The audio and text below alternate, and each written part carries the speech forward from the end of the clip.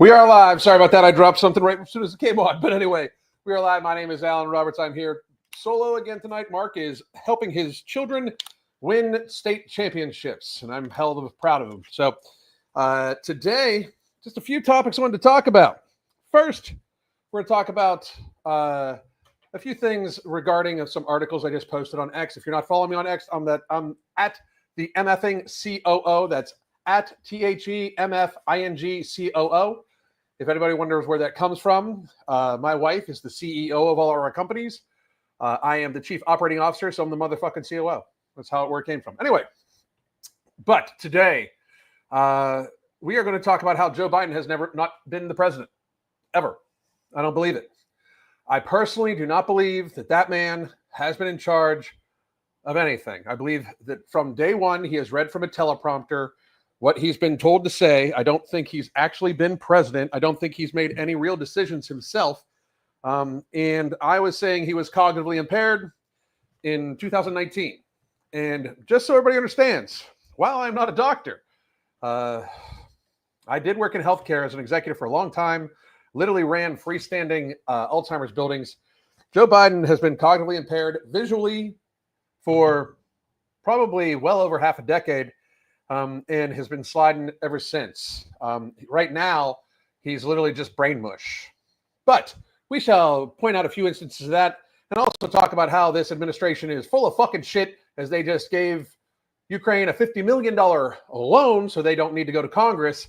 And there are people sleeping in tents that are covered in snow in Western North Carolina right motherfucking now because FEMA is a piece of shit under the Joe Biden administration. So that's why I have historically referred to him as the president, because he's not.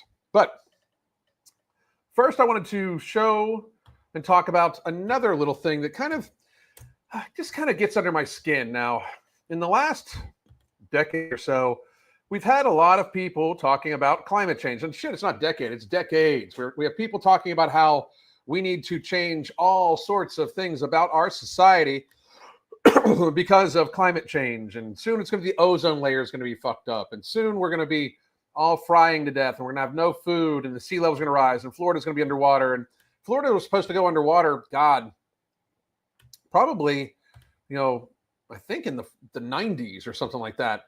But it's just kind of a weird, pathetic thing. So with the help of AI, and I always put it out there, but by the way, Elon Musk, Grok is an amazing tool to help write articles. I wanted to point out these facts, basically. So for those of you that don't, believe me, you're actually disagreeing with AI when I present this to you. But any climate change activist that does not take at the forefront of their conversation obesity and its impact on the environment is in fact full of shit. If Greta Thunberg, I've never heard that little whatever she is, I've never heard her discuss the obesity epidemic of America and how horrible it is for our environment. This is not my opinion. This is literally fact. It's just common sense. So we have all these, people talking about like, well, we need to save the planet. We need to save the planet. Like, I actually loved the one time, I think it was a couple of years ago, where Tess Holliday, like 400 pounds, was talking about I don't even know what that's about.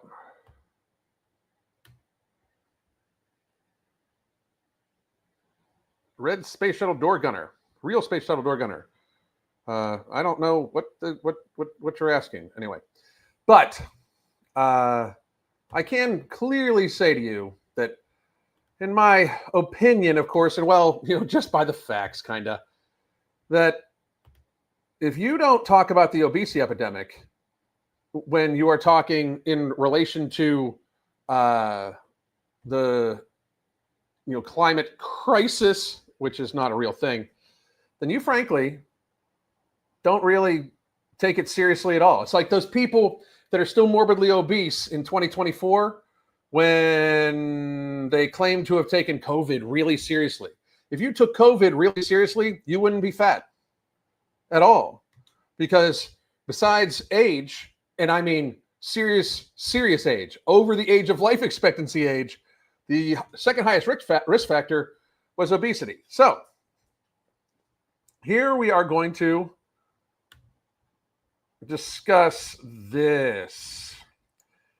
This is an article I've put on my X account, so please do feel free to go there and peruse it. But this is obesity and its environmental impact, a complex connection.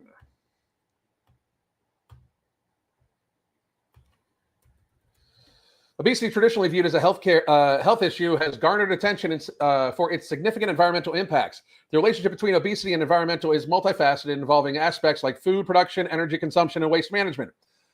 This article delves into how obesity contributes to environmental degradation, highlights the need for a holistic approach in addressing this global challenge. Increased food production. This is kind of only common sense here, people.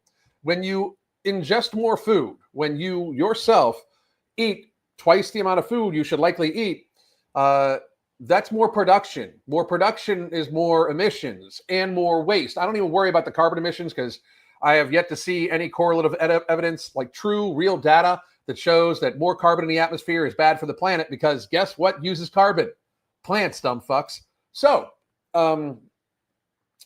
but I more worry about the transportation of it, the packaging of it, those sorts of things. Not to mention that it just drives the price of food up. It's unfair to all of us. However, if we look at it through the increase in food production, first and foremost, obesity drives up food production demands. As individuals consume more calories than they are needed, there is a direct increase in the food required to meet these caloric intakes. The global average body mass has risen, with North America leading as its heaviest region, contributed significantly to human biomass and consequently food demand. The increased demand often leads to an expansion of agricultural lands, including deforestation for farming. Bad for the environment, you vegans. Which is a major contributor to carbon dioxide emissions. Once again, you're going to have to miss me with that, but that is just the truth, and that's one of their factors that they go on. The production of food, especially meats, involves high energy use and water consumption, exacerbating resources depleting of environmental pollutions. Now, I am pretty much almost carnivore. So the thing that people don't understand, though, when you are not morbidly obese, the quantity of meat you eat is much less than when you are morbidly obese. So it is your size. Moreover, the type of food consumed in higher quantities by obese individuals often includes energy-dense, nutrient-poor options like processed food. These foods typically have a larger environmental footprint than red meat, due to their production processing, which includes intensive use of pesticides, fertilizers, and packaging materials, not to mention that they have to transport all this. The proliferation of such high-calorie, energy-dense food options has been linked to higher rates of obesity, particularly in low socio-status individuals, thereby creating a feedback loop of environmental harm. Energy consumption. The energy required to support an obese population extends beyond food production. Transporting heavier individuals requires more fuel, whether by car, plane, or any other means of transportation. A study from the University of Copenhagen calculated that if everyone on the planet achieved their ideal body weight, it would offset the annual CO2 output equivalent to that of Mexico's population. The calculation includes the additional fuel needs for planes and cars to carry heavy loads. Additionally, maintaining comfortable indoor environments for individuals with higher body mass indexes involves more energy use. For instance, obese individuals might require more air conditioning due to the increased body heat, leading to higher energy consumption in both residential and commercial settings.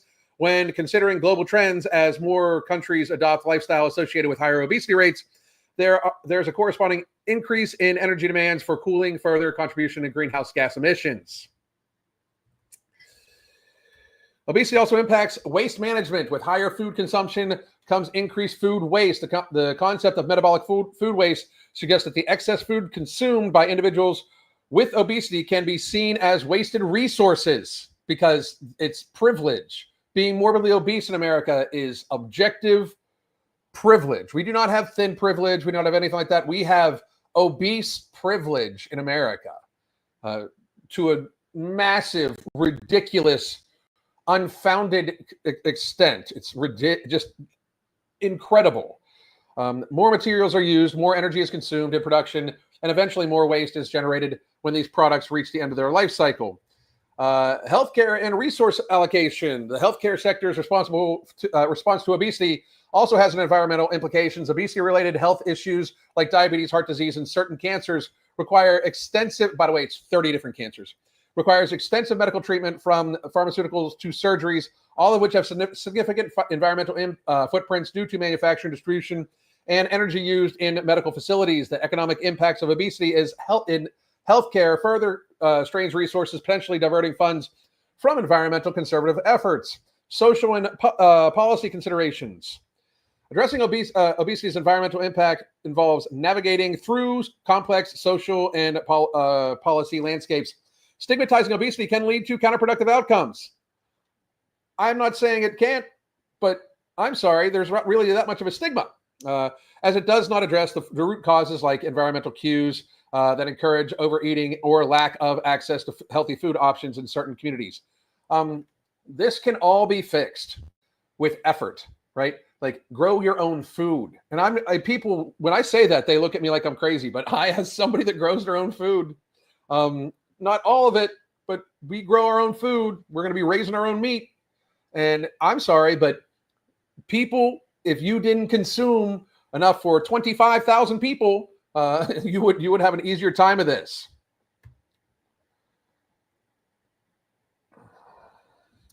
With healthcare, this is interesting. With healthcare, though, it isn't just the weight, though that is one of the strongest signs of it, but just the absolute garbage we're being fed. Even thinner people eating this garbage are affected our healthcare systems. Yes, but as somebody that doesn't eat like that, that is still a choice. Just to be straight up. Nobody is forcing anybody to eat ultra-processed foods. Nobody. And anybody that says so, like, oh, I have to get my food from a gas station. They sell beans and rice at gas stations. Every gas station. So people are going to have to miss me with that. People are fat in America by choice. It is not predetermined. It is not a genetic thing, nothing like that. It is literally by choice. Not only just by choice, by their daily choices. Literally their daily choices. So instead of going through the whole article, I would strongly suggest you go read those. I'm going to be posting articles generated by AI. They're not going to be written directly by me. I might touch them up a little bit. This was my first little attempt at doing this. So please, please check them out. I'm going to be posting all sorts of things, not just about obesity, but about other things too. And now we are going to get to the main event. This is just sadness right here, but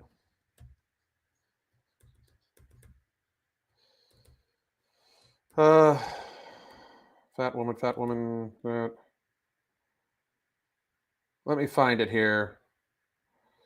So Joe Biden today announced $50 billion loan, a $50 billion loan to go to Ukraine. Ridiculous, like absolutely ridiculous. Hang on, you guys might not be able to see that. So there, we'll blow it up. Listen to this woman here.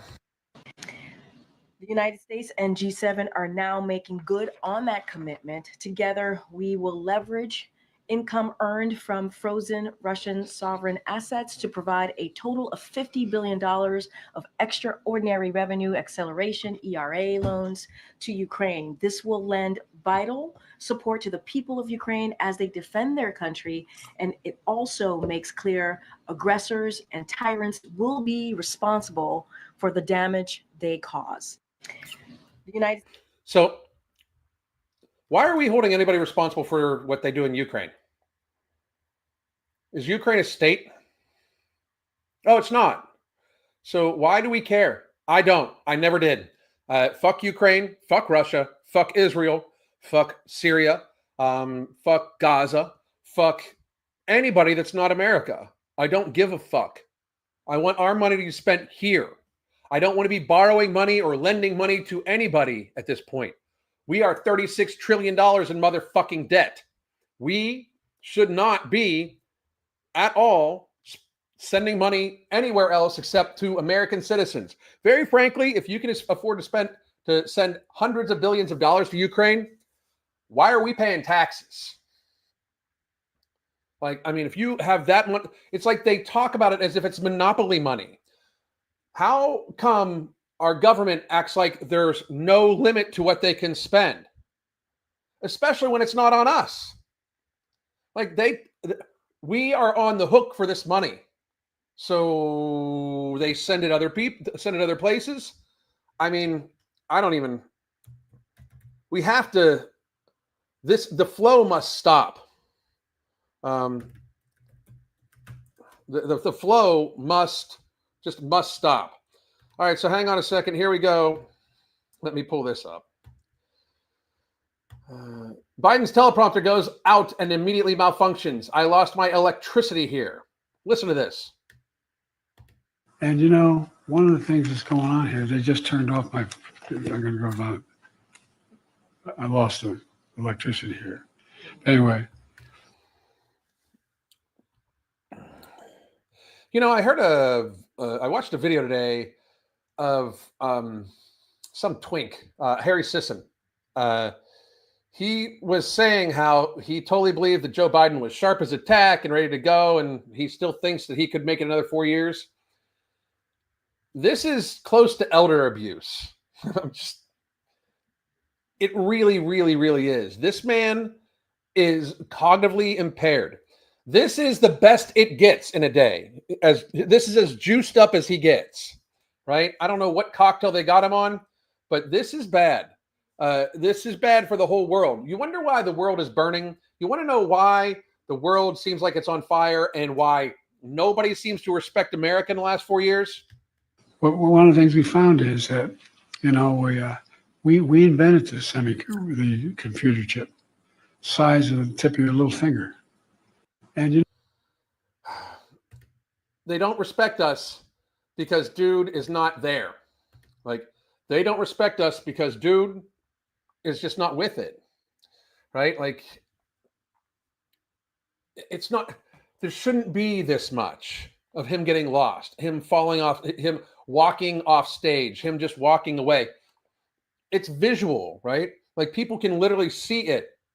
He's out to lunch. He's not there. So I don't believe Biden has actually been president at all. I don't believe he was in charge of his campaign. I don't believe he was in charge of any debate preps. This is why he has only done interviews where he has fed questions. This is why the first time where he has not absolutely fed the questions and it's actually not a 3-on-1 debate, even with it being a 3-on-1 debate, he still gets murdered. He still gets destroyed because he can't put thoughts together. He has not been president. His level of cognitive impairment doesn't just happen in a day, unless he's got a UTI or something like that, because for elderly people, UTIs can often cause very serious cognitive impairment. That can cure itself. He's just losing it. He's just cognitively impaired. He's probably got some sort of dementia, maybe Alzheimer's dementia. I don't know. But it's ridiculous. And we should accept the fact that this can never, ever, ever, ever happen again. We cannot have a president of the United States that can only read from a teleprompter, if you can't answer questions shot at you, then you shouldn't be president. Like, we see Trump go on all sorts of hostile interviews. He just slayed that woman from that one show like the other day. He is with it, at least. Now, don't get me wrong. He says crazy shit, but I think that's because just how his brain works. But we can't possibly be always looking at it where it is, Biden was only calling on people from the press corps. He had photos of these people and was pointing at them, and they had questions that they had to ask, and he wouldn't call on anybody that would just go off cuff and ask him any questions. Like, does everybody remember in 2016, 2020, when Trump would just stand in front of a hostile press room and just rally off shit and, literally debate back and forth and roast these motherfuckers? Like, it's so different. And they tried to pretend that this was because the adults are now back in charge. The adults are not in charge. Seriously not. Like that is, we can very clearly see the adults are not in charge in many ways. Look at their HHS assistant secretary pick. Look at the person they put in charge of some nuclear shit that was stealing people's luggage and thinks that they're they them. You're not a they them. You're just mentally ill. You're either a male or a female, trans male or trans female. There's no they them. You don't get to have your own reality. But instead of saying that to somebody, no, let's put him in charge of some nuclear shit. Are you fucking kidding me? Like, this was not an actual presidency. I don't believe Biden was actually president. I believe this is Obama 3.0. And I can't wait to see it go. And honestly, I'm not going to stay on long because I got a new dog the other day and I'm going to go play with it. So I really just wanted to make sure that everybody knew that you can read some of my articles. Mark's will be back 100% tomorrow because there's no more tournaments tomorrow. So, but I am very, very, very, very, very, very happy that he helps is there for his kids and he helps coach people. It's one of the things that makes me proud to be his friend. So all the power to him. And for those of you that are interested, we will be back tomorrow night, 8 p.m. for probably about an hour and a half. But tonight, I'm going to go hang out with my dog. Hope all of you have a great day. God damn. Let's talk about pre-workouts. See, a lot of them just get you spiked and then you crash. The crash is crazy. When I take a pre-workout, I don't want my heart beating out of my chest. I can't do a set to failure with that. No, I want something that gets me focused. I want my mind to just go, I'm going to get all the weight. I want my body to feel like I can go crush it, make the gains of my life. That's why the pre-workout I use is Ambrosia Kinetic. Ambrosia Kinetic is the greatest mushroom-enhanced mind and body performance booster pre-workout ever created. Go to tigerfitness.com now. That's tigerfitness.com. Coupon code MAHA, M-A-H-A, MAHA. MAHA, Make America Healthy Again. And you get 10% off, not just Kinetic, but the entire site. Go to tigerfitness.com now, save and make the gains you've been wanting.